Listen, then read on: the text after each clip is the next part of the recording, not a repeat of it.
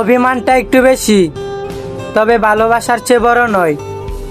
তবে তুমিও মনে রেখো একটা কথা, তোমাকে ভালোবাসি ঠিকই, কিন্তু নিজের করে 1 সেকেন্ডের জন্য চাবো না কোনো দিন। ফিরতে চাইলেও ফিরতে পারবে না, ফেরার পথ বন্ধ করে দিয়েছি। ভালো থেকো আমার না মহারানী।